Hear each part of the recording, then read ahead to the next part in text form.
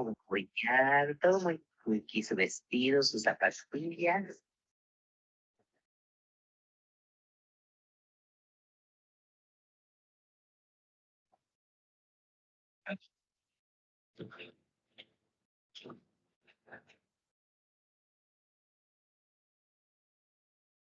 Claro, Tañita, con muchísimo gusto.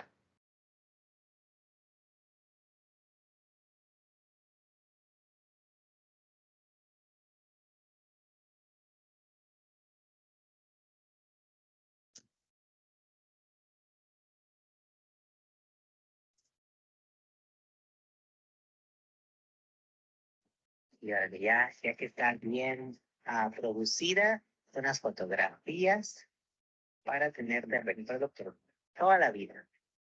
Y miren la Alejita, por favor, no te olvides de mandarles los documentos, mi amor. Sí, Verito, en este momento les envío por el medio del grupo.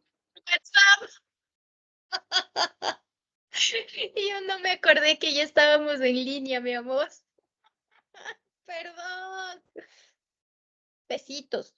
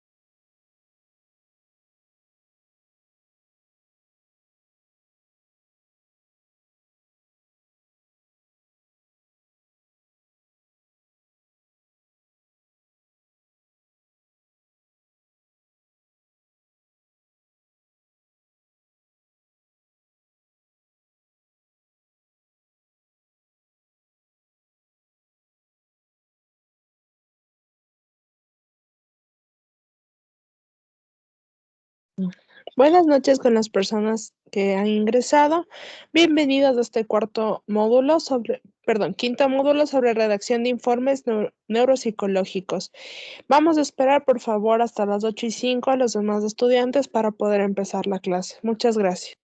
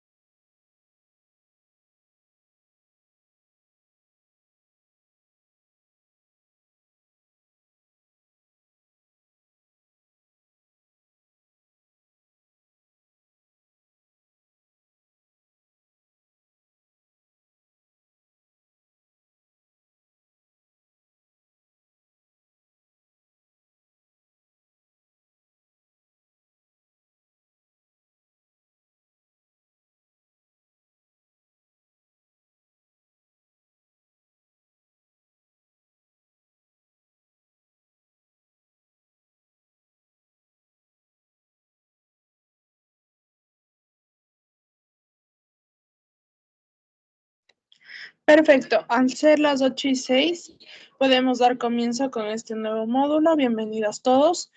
Doctora Verónica Jiménez, bienvenida a la sala. Puede empezar con su clase.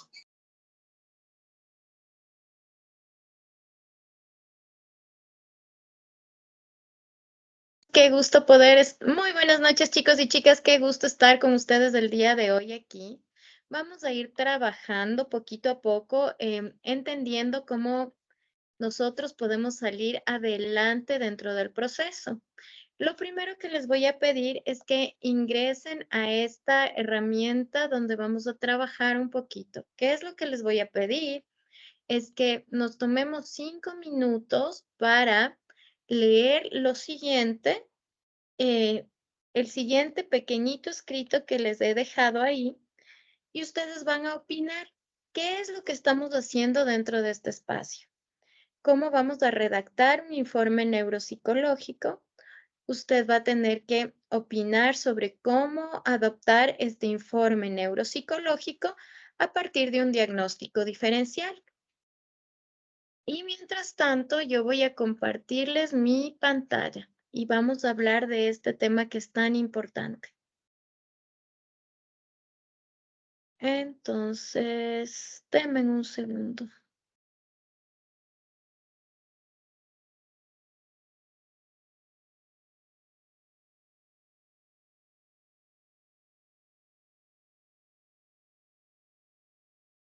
Un segundo, que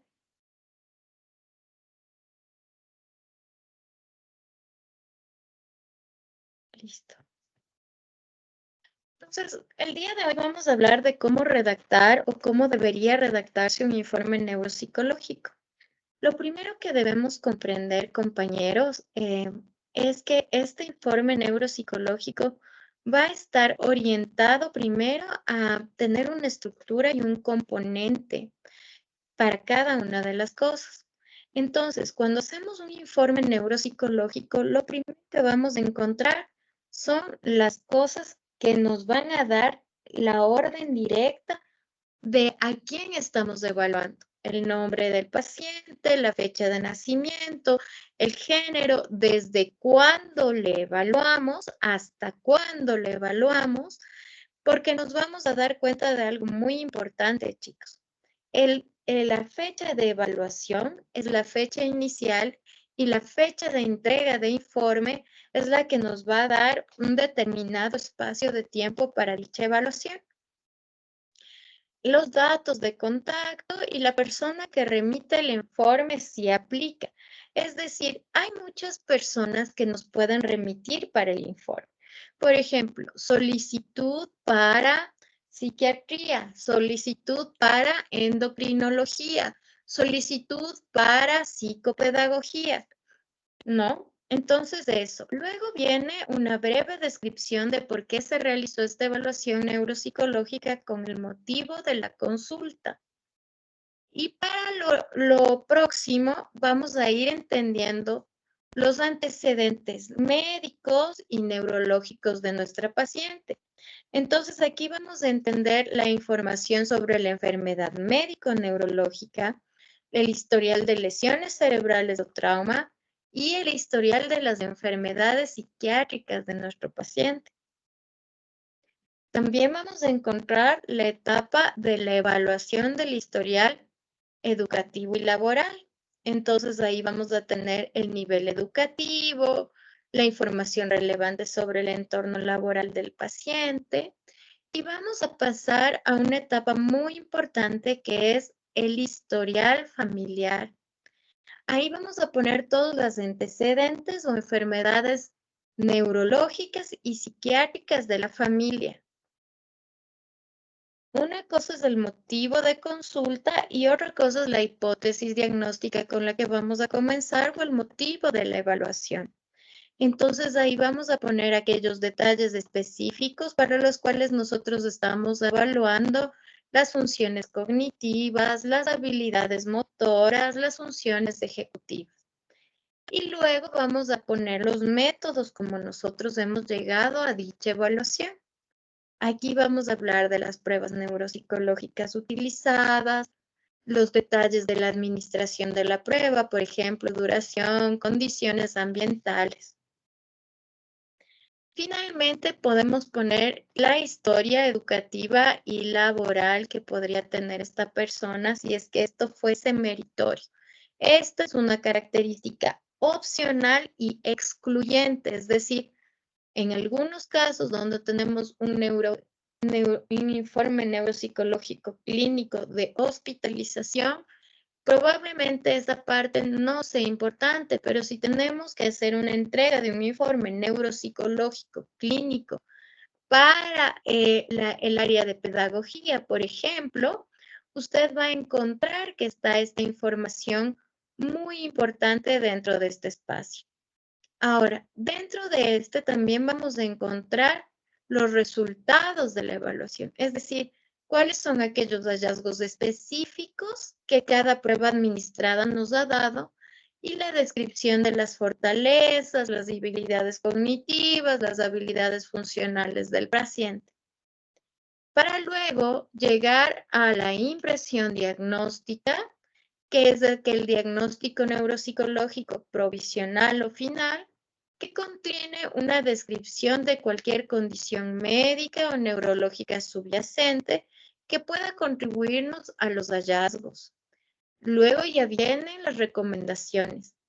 Ahí vamos a poner qué intervención o plan o tratamiento terapéutico está sugerido para este paciente, tratando de ser lo más realistas posibles con las sugerencias para el paciente, para la familia y los profesionales de la salud. Posibles próximos pasos para el manejo del paciente, incluir aquellas características o recomendaciones que nosotros encontraremos como más importantes dentro del área. Y luego haremos un resumen de los hallazgos principales y las recomendaciones que nosotros hagamos sobre el paciente. El día de hoy quiero enseñarles un informe neuropsicológico de un centro que me parece ha estado muy ligado a las actividades de la neuropsicología y me parece que es un buen ejemplo de lo que podemos y no podemos hacer. Luego van a ir las firmas y los datos del evaluador, nombre completo del neuropsicólogo o profesional que realizó la evaluación, información del contacto profesional y fecha de la evaluación. Además, vamos a hacer las recomendaciones siempre basadas en evidencia científica. Nosotros, cuando hacemos esta observación de datos, compañeros, vamos a tener objetivos, medidas estandarizadas y pruebas neuropsicológicas funcionales que nos permitan integrar datos clínicos y resultados. Les voy a presentar un informe X.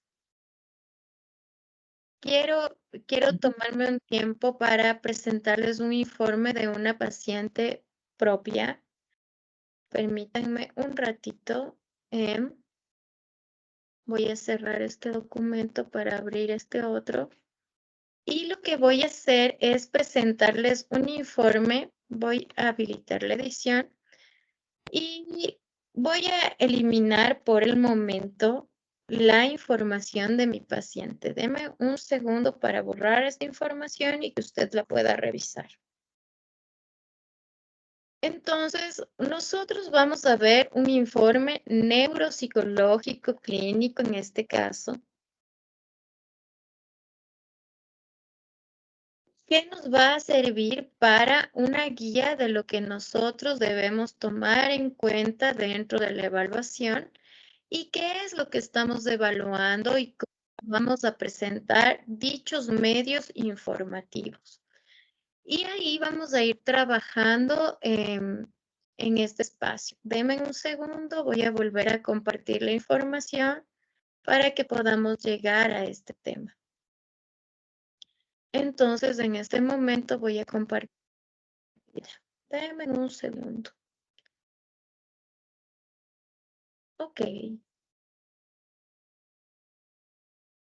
Denme un segundito que no me aparece la ventana. Ok. El día de hoy vamos a presentar un informe y la idea es que usted lo pueda ver. Deme un segundo. Exacto, para que usted pueda comprender lo que vamos a hacer. Entonces aquí usted va a encontrar un informe de un estudiante de primaria femenino de 10 años. Esta paciente asiste para hacer un informe de diagnóstico diferencial, que es un informe neuropsicológico clínico. Lo primero que usted va a observar aquí son los datos de identificación del paciente, que es lo que usted está viendo aquí. Fecha, nombres de apellidos, ocupación, documento de identidad, lugar y fecha de nacimiento, nivel de estudios, sexo, edad actual, estado civil, dirección, teléfono. Cuando nosotros hemos tenido esta información, luego vamos a ver la ruta de evaluación.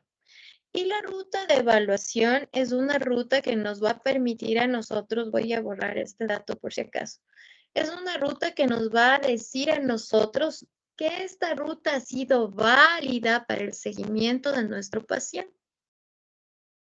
Entonces, comenzamos con la historia clínica, con una entrevista semiestructurada, una evaluación psicológica clínica, una evaluación neuropsicológica, una entrevista con padres para llegar a la conclusión diagnóstica, las recomendaciones clínicas generales y las recomendaciones para el entorno.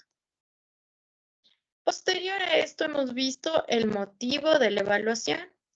Se observa que la paciente experimenta desafíos en el ámbito escolar, los cuales se manifiestan en su dificultad para mantener la atención y la concentración durante las actividades académicas. Además, se ha mostrado dificultad en la adquisición y asimilación de nuevos conocimientos. Entonces, por eso le mandan. Vamos a ver áreas evaluadas: área comportamental, área afectiva social, área somática, área cognitiva, área del neurodesarrollo y otros datos relevantes para nuestra información. Posterior a esto, usted va a encontrar las técnicas y los instrumentos de evaluación. Técnicas e instrumentos que usted debe manifestarlo, pero también explicarlo y luego correlacionarlo. Escala de problemas de niños y adolescentes SENA, escala de inteligencia WI-5, madurez neuropsicológica Cumanes, funciones cognitivas, ejecutivas y habilidades académicas ENI.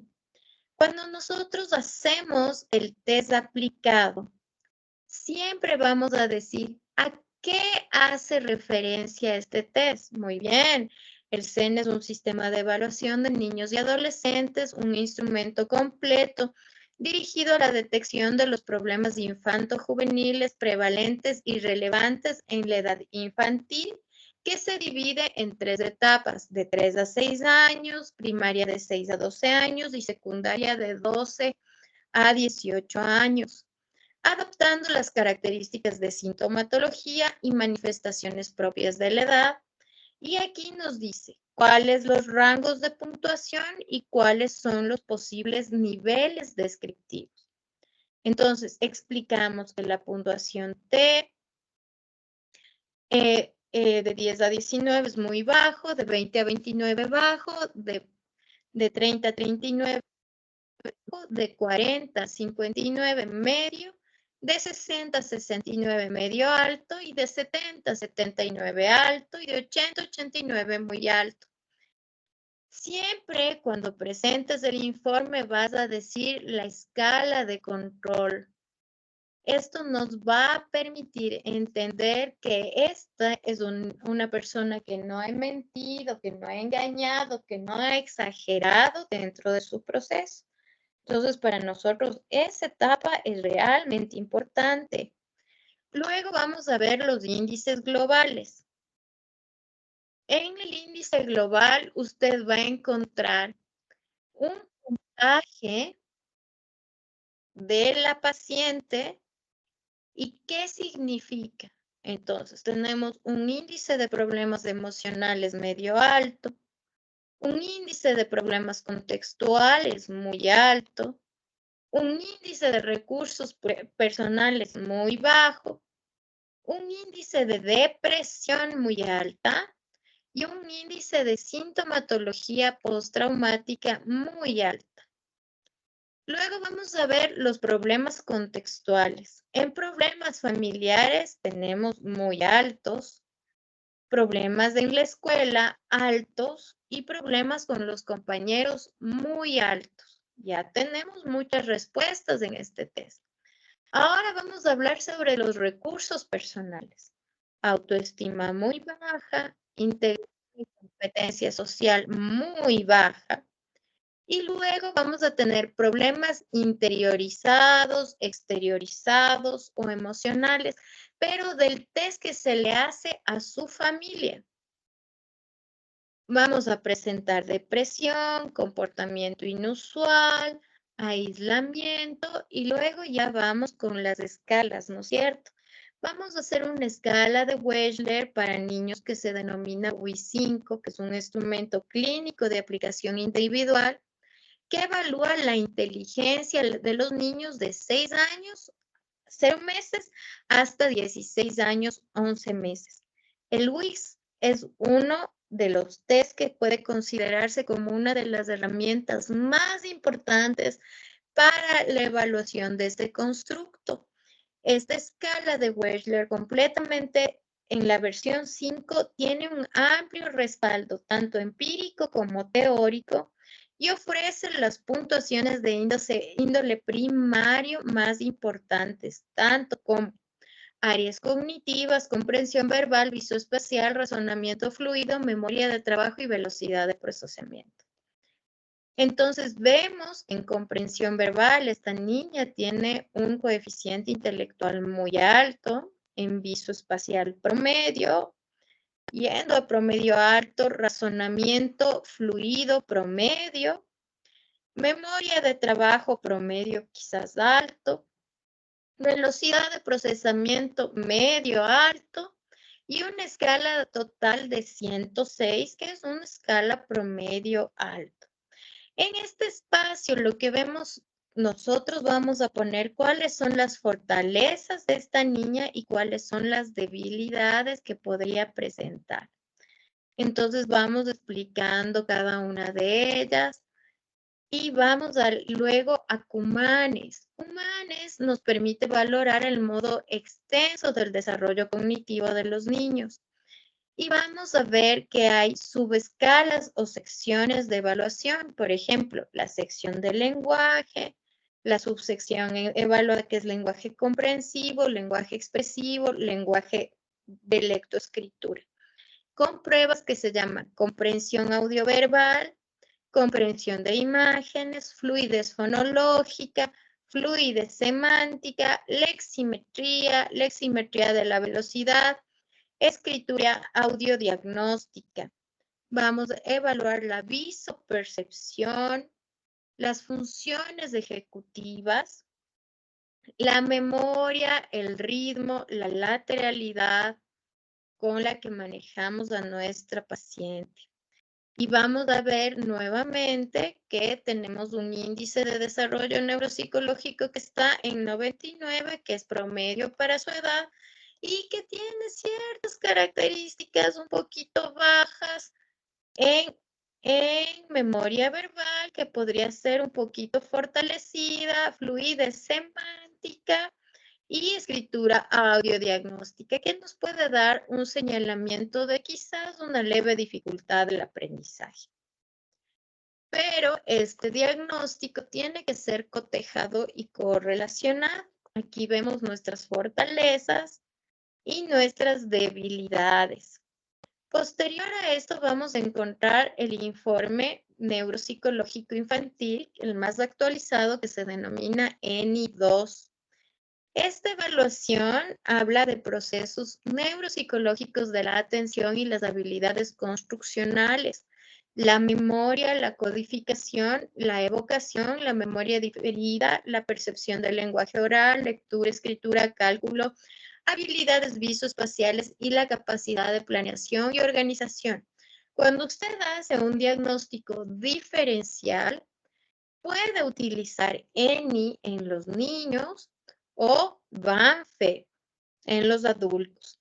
Aquí vamos a encontrar todas las puntuaciones. Tenemos habilidades de construcción con palillos, funciones cognitivas, memoria codificada, habilidades construccionales, habilidades perceptuales, memoria diferida, habilidades metalingüísticas, espaciales, de atención y habilidades conceptuales.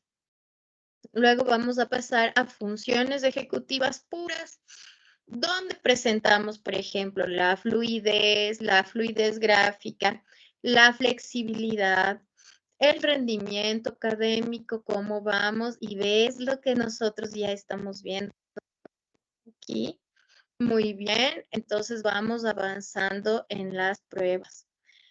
Vamos a llegar al análisis de los resultados y hay una parte cuando te hacen un diagnóstico neuropsicológico clínico diferencial que se denomina comparativo de pruebas psicométricas, que son las correlaciones diagnósticas. Es decir, cada uno de los test nos van correlacionando las informaciones que hemos recibido.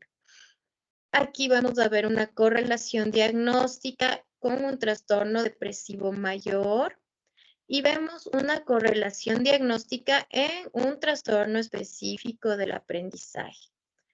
Pues bien, vamos a poner nuestro diagnóstico y desde donde sacamos, nosotros lo hacemos con el DSM-5-TR para luego llegar a cada uno de los procesos, para luego llegar a nuestras conclusiones y finalmente las recomendaciones clínicas generales, las recomendaciones dentro del entorno, las recomendaciones dentro de la escuela y vamos a poner la bibliografía. Súper importante. Un diagnóstico diferencial cuando te está pidiendo una psiquiatra, una psicóloga, te está pidiendo dicha información, enviar el respaldo de las pruebas realizadas a la paciente correspondiente con toda la información. Paso súper rápido para que protejamos el nombre y el apellido de la nena. Entonces, todo esto usted va a tener que irlo presentando. Muy bien.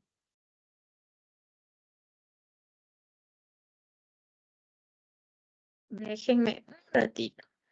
Listo. Cuando usted tiene un informe neuropsicológico, es de vital importancia que usted dé el seguimiento y pueda comprender la dimensión y magnitud de un informe neuropsicológico diferencial.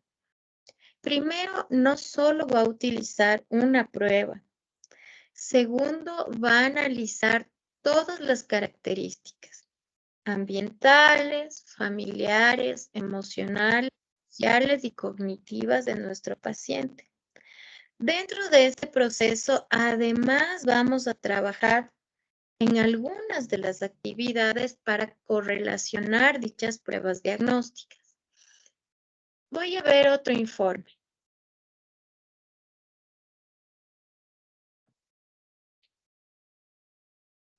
Denme un segundo, voy a compartir con ustedes un nuevo informe.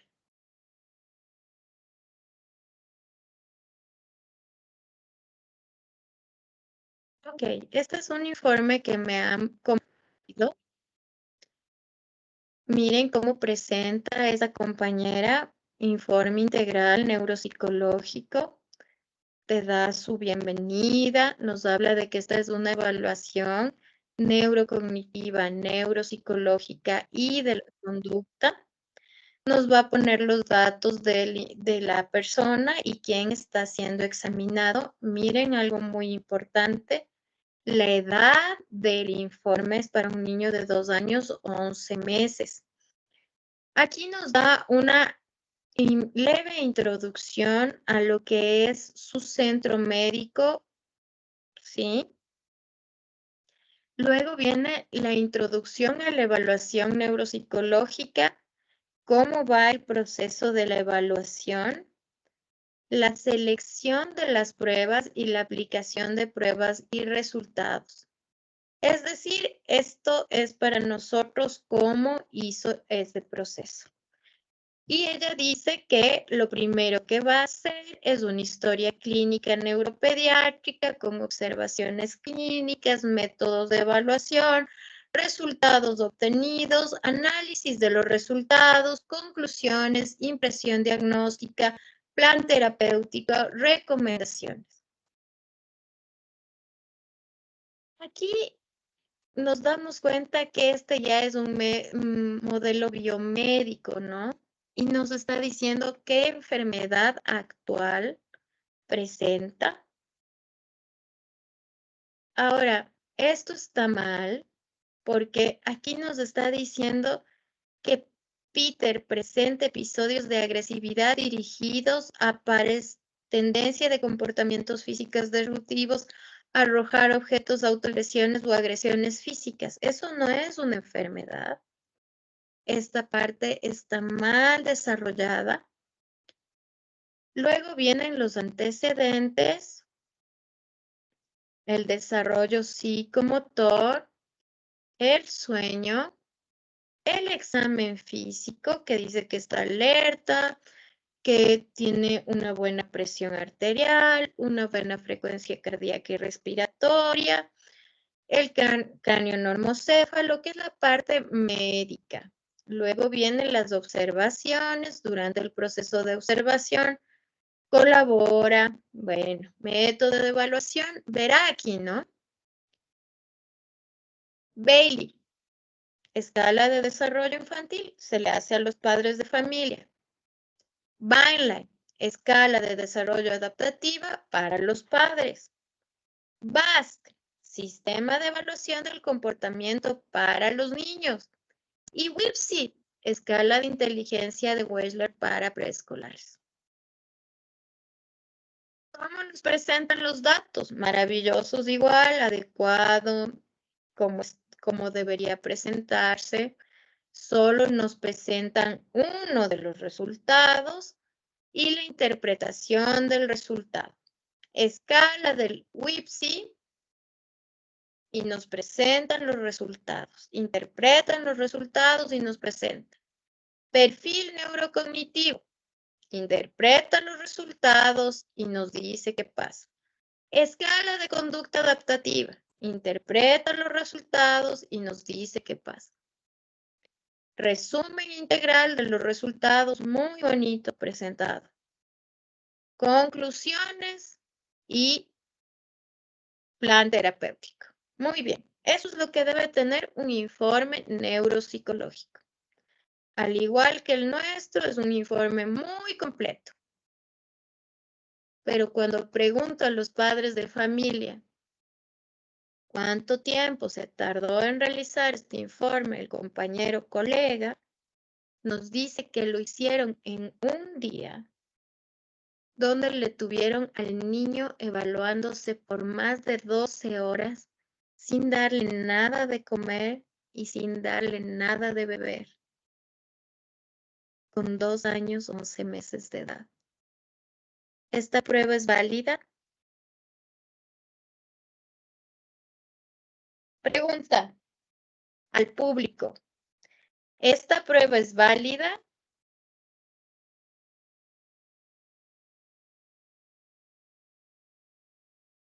¿Sí o no?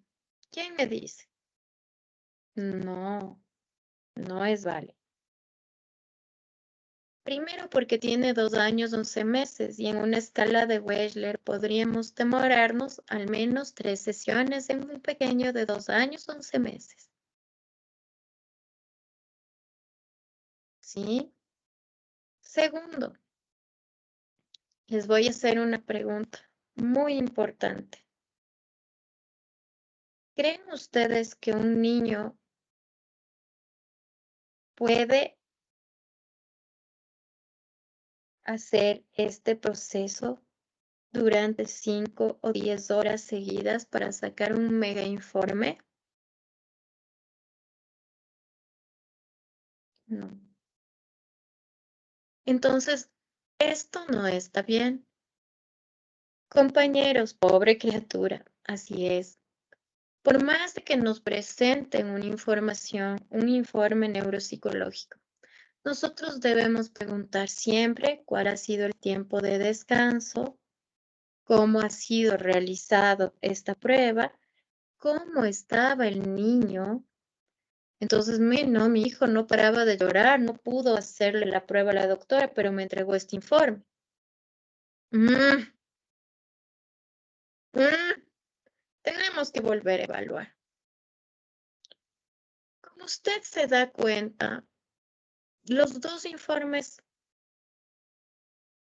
visualmente son válidos, pero cuando usted pregunta, el informe nuestro se demoró 1 mes y medio en ejecución, con citas 3 veces a la semana, porque es el tiempo necesario para el abordaje de este niño o de esta niña. Entonces, yo quiero que usted comprenda que cuando le van a dar un informe psicológico, para mí es muy importante que usted vea cómo fue elaborado, bajo qué características se presentó el informe, qué hizo en este informe la colega o el colega y cómo nosotros podemos trabajar dentro de eso. Ahora, yo les he puesto, ustedes tienen una tarea que es opinar en terapia sobre la importancia de un buen diagnóstico diferencial. ¿Y por qué les dice esto? Chicos, primero, porque ustedes pueden ofertar sus servicios en esta área, que para mí es muy importante. Si es que usted está buscando dar terapia, este es el lugar correcto porque le van a mandar pacientes. Dejo el link ahí para que ustedes puedan dar contactos, puedan trabajar dentro de esa área. Luego, nosotros vamos a entender qué es lo que estamos haciendo o cómo vamos a trabajar con ese informe que a nosotros nos han dado para desarrollar dicha actividad, que es para nosotros lo más importante. ¿Para qué estamos haciendo? ¿Qué se trata? ¿De qué se trata? Luego de esto, nosotros nos vamos a dar cuenta para qué nos sirve dicha información. ¿Para qué la vamos a utilizar?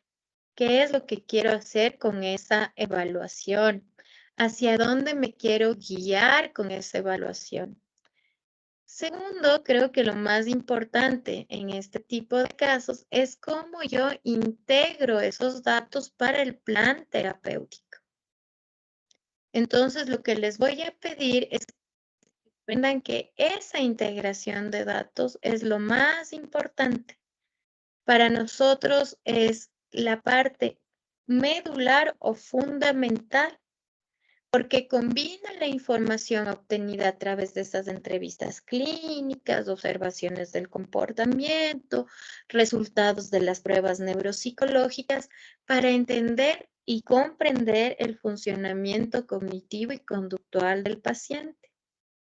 Usted no está solo guiado a un modelo biomédico, debe utilizar un enfoque multidisciplinario, porque como les decía, el informe neuropsicológico clínico es un informe que se va a nutrir no solo el endocrinólogo, el neuropediatra, el psiquiatra, el pedagogo, el psicoclínico, el educador diferencial, sino que además se va a unir a este maravilloso equipo un padre o una madre de familia que debe entender lo que pasa. Y en el caso de denuncias, por ejemplo, de la fiscalía, hasta el abogado debe comprender qué está diciendo en ese proceso.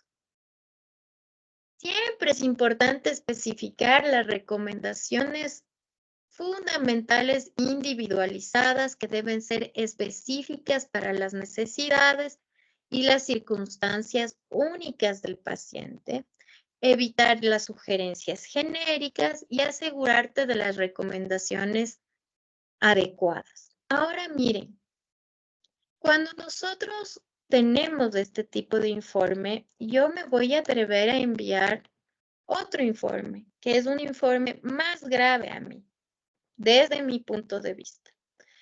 Este es un informe de Ariel. Ustedes ya le tienen ahí al Arielito. Este es un informe neuropsicológico, lo cual es muy, pero muy grave. Lo están viendo en pantalla. Este es un informe neuropsicológico de Ariel. Ariel es un masculino de 11 meses. Motivo de evaluación: solicitar una evaluación psicológica por referencia de la doctora Pamela Ayala, neuropediatra, debido a que presenta un retraso en el lenguaje y dificultad del comportamiento. Hace una entrevista psicológica, hace una observación, hace una escala WIPSI, hace un cuestionario de madurez neuropsicológica Cumanín, una prueba de Plum de Navarra y una escala SNAP. Pone la observación de la conducta, el problema actual, los antecedentes familiares, prenatales, perinatales, postnatales, de escolaridad, y aquí va con sus resultados. ¿Ya? Diagnóstico intelectivo, bueno, razonamiento, memoria de trabajo, vamos, todo, ¿no? Cuando este paciente llega donde mí, viene con un diagnóstico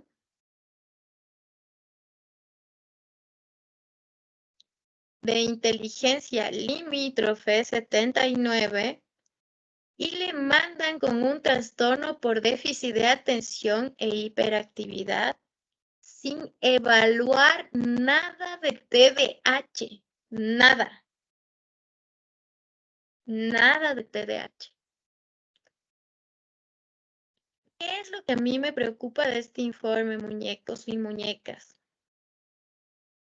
He borrado el nombre y el apellido de la compañera porque me da vergüenza.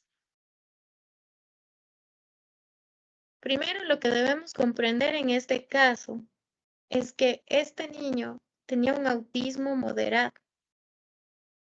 2, que esta prueba era una prueba psicopedagógica y no neuropsicológica. ¿Por qué? Porque lo estaba haciendo una orientadora vocacional con maestría en neuropsicología. Entonces, lo que nosotros estábamos observando ahí es un informe incompleto, no se proyecta el informe. Bueno, les voy a volver a tratar de poner, pero ustedes ya tienen en su WhatsApp, revisen. No cumplía con todos los parámetros que necesitas para hacer un informe neuropsicológico y generas dificultades dentro del área.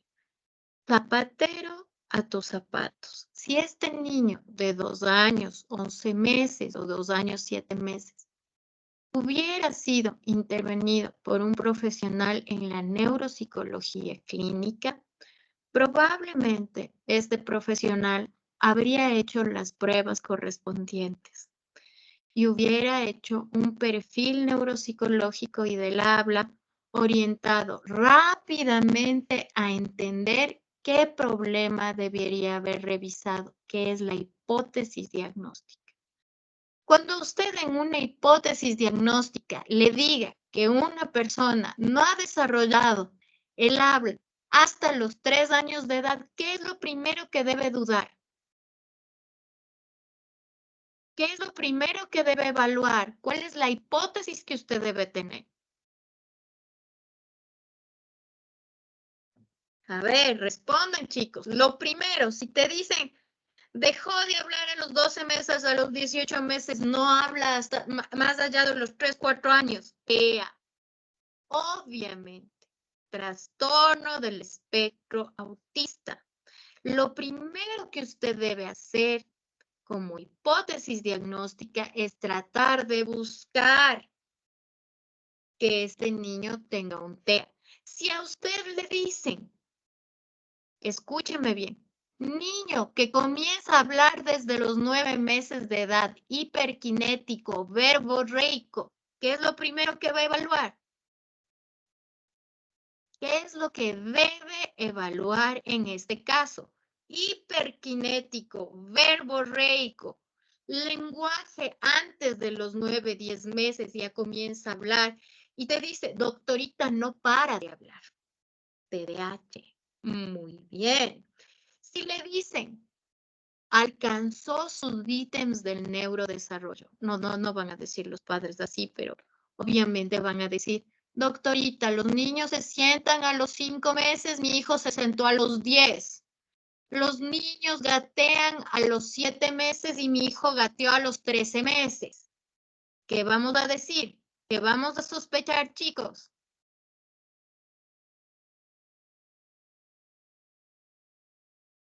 ¿Qué me dicen? Vamos, quiero verles participar. ¿Qué me dicen? Cuando alguien le dice a usted, mi hijo no cumplió los hitos del neurodesarrollo, ¿qué será? Una posible discapacidad, un retraso del neurodesarrollo. Muy bien, entonces nosotros estamos abordando una buena hipótesis diagnóstica infantil.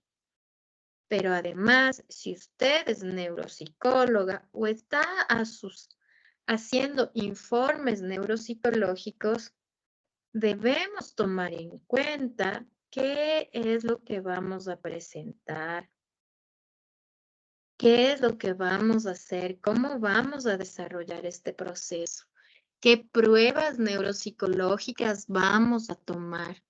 Acuérdese siempre que el informe neuropsicológico es un informe completo que nos habla de la familia, del comportamiento, del área afectiva, emocional, conductual, del niño, pero además del neurodesarrollo, además de la visión clínica que vamos a tener dentro del proceso. Pero sobre todo, usted tiene que analizar además la validez de dicho informe, cómo fue presentado, qué características tuvo, cómo fue evaluado nuestro niño, nuestra niña, y ahí vamos a tener el espacio.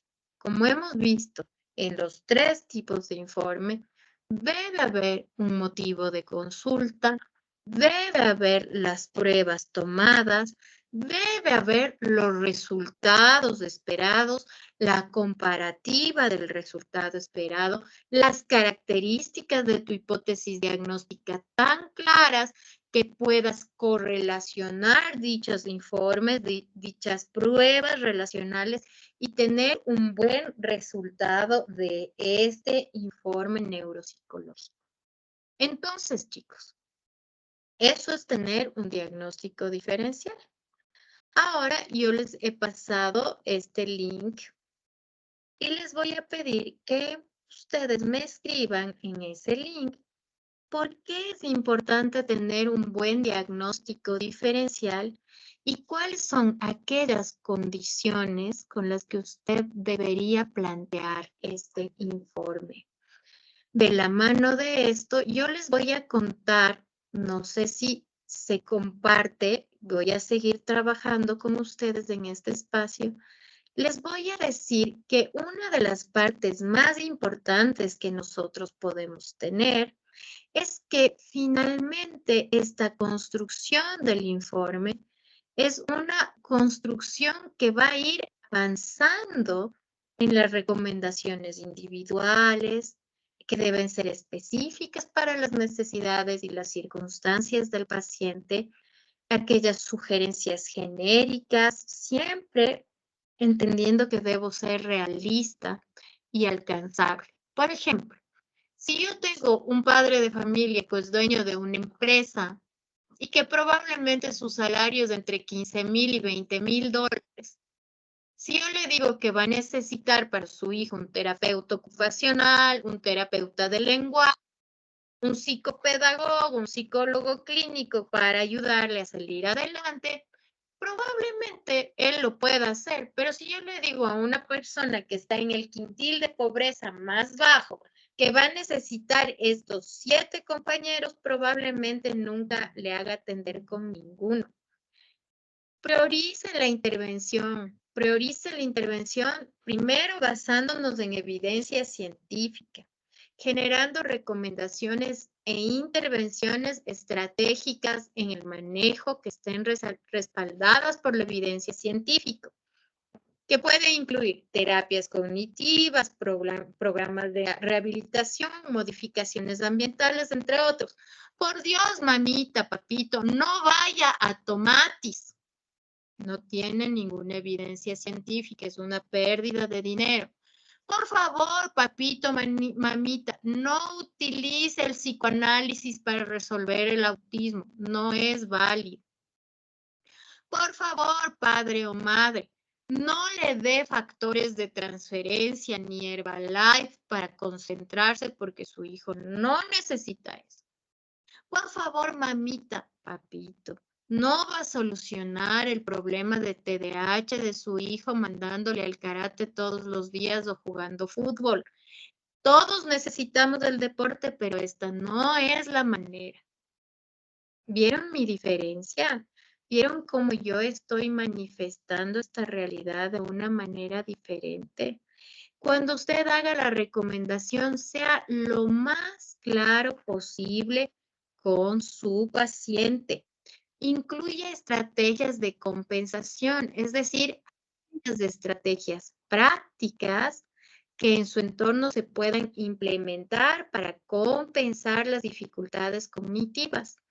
Puede incluir técnicas de organización, ayudas tecnológicas, modificación de las tareas. Por ejemplo, hay una herramienta maravillosa que se llama CatTalk, que no necesariamente es un método Teach, pero nos puede ayudar a hablar para las personas que tienen dificultades en el habla.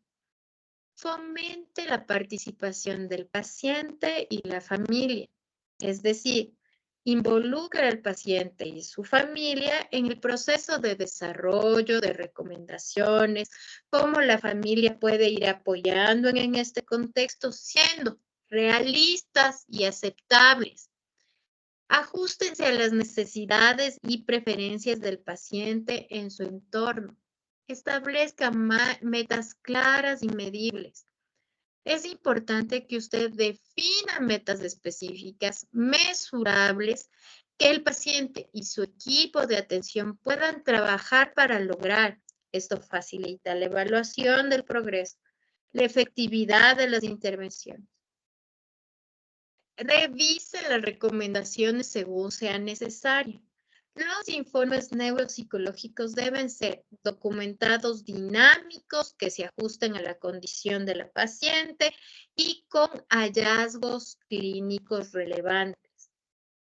Cuando usted comunique los resultados a los profesionales y a los familiares, no me va a decir, presenta una memoria evocativa de corto plazo, de largo plazo, de mediano plazo, que está sustantivizada mediante, no. Sea claro, el lenguaje público es diferente. El lenguaje claro y accesible es necesariamente comprensible para todos, pero más importante, para el familiar del paciente. No utilice jergas técnicas excesivas. Explique el concepto, dibuje el concepto de manera sencilla y fácil de entender. Si usted está tratando de parecer súper chévere y very nice con el paciente, hablando un lenguaje incomprensible para el paciente, usted no es un buen neuropsicólogo. Háblele claro, explíquele desde la cotidianidad. ¿Te acuerdas que siempre está perdiendo los lápices y los colores y no sabe dónde dejó? Pues esta es la afectación en la memoria que tiene tu hijo debido al trastorno por deficiencia de atención. No quiere decir que esto es un acto voluntario, sino que hay una un déficit en la parte prefrontal de su cerebrito, que es en esta partecita de la frente, pero por dentro, donde vas a entender tal cosa. Explíquele de una manera clara. Destaque los hallazgos claves, las implicaciones prácticas, la evaluación neuropsicológica. Enfóquese en cómo estos resultados le afectan en la vida diaria del paciente, las acciones que pueden tomar. Ofrezca siempre objetivos claros y ejemplos concretos. Explíquele desde la realidad del paciente. Si vamos a establecer que pasa en el autismo, sea muy claro, tangible, comprensible. Y fomente siempre, luego de cada cosa explicada, la clarificación de dudas. ¿Están claros en lo que les he explicado? ¿Quisieran que les explique de una mejor manera? ¿Me podrían hacer una pregunta para saber si están concretos en este tema? Muy bien. Utilice pequeñas preguntas para que ellos puedan entender. Imagínense en un diagnóstico de una demencia, que es algo neurodegenerativo, que finalmente le llevará a la muerte a una persona. Si estos pacientes, si estos familiares no están claros en lo que decimos, no saben lo que estamos diciendo y no saben lo que pueda suceder, les dicen a mamita, sí, cierto, es que he tenido un problema de la memoria, pero es algo normal. Esto me pasó recién. Le mandan a hacer una tomografía, un electro, una resonancia y descubren que hay un trastorno neurodegenerativo debido a su edad que se denomina demencia. Y le mandan los psiquiatras de la institución Sagrados, ni sé cuánto, le mandan y le dicen, sí, es algo normal, por la vejez ya tiene demencia, a una persona de 64 años de edad. Tenga cuidado cómo expresa las cosas y cómo normaliza las cosas. Explique qué está sucediendo, por qué está sucediendo y qué métodos o programas debería ser utilizado en este proceso. Fomente la participación y la clarificación de dudas. Pregúntele, ¿estás entendiendo el impacto de este diagnóstico? Sé empático y comprensivo. Sé que es una preocupación, pero tenemos un grupo de profesionales que van a trabajar para ayudarte. Escucha activamente y ofrece este apoyo emocional según sea lo necesario.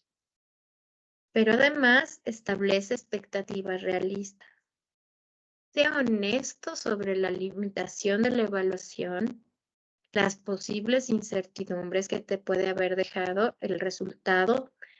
Probablemente, miren, cuando nosotros vamos a comenzar un diagnóstico de discapacidad intelectual, tenemos este proceso de que hay una brecha de la discapacidad intelectual y decimos que debe ser reevaluada luego la persona después de 6 meses para ver si con esta ayuda técnica, que son los psicólogos, psicopedagogos, neuropsicólogos, esta persona logra subir su puntaje.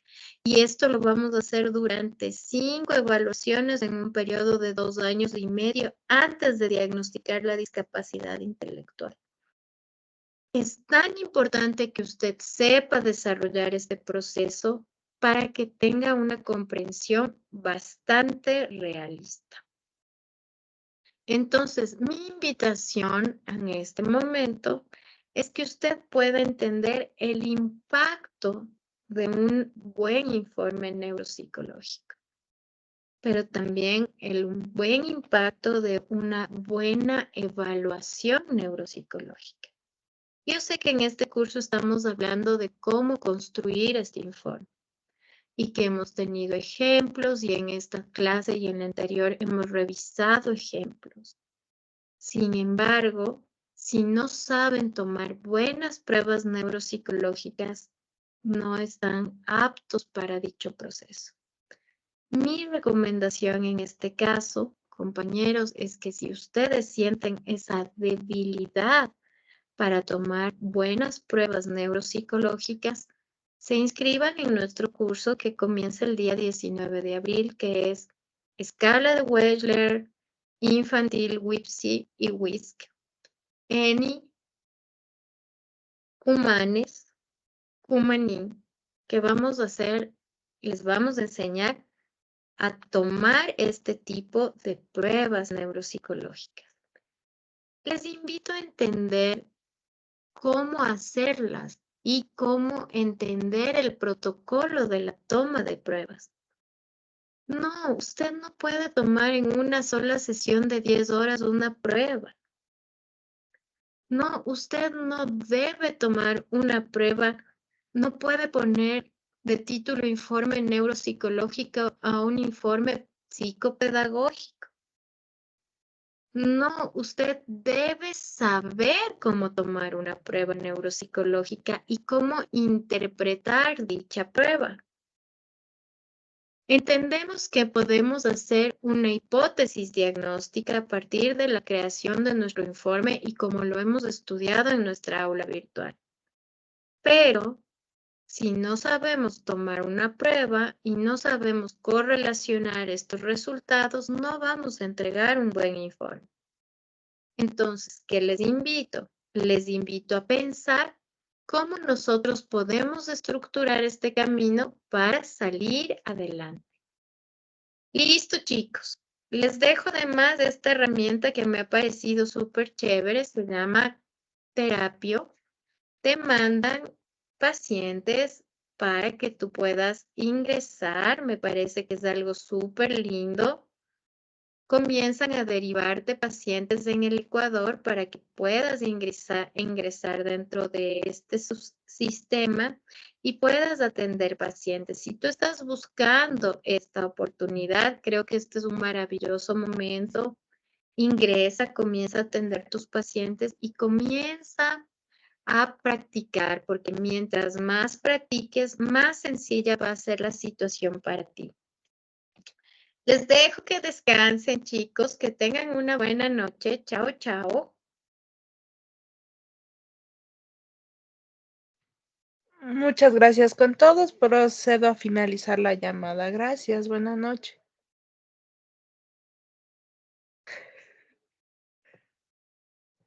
Ya.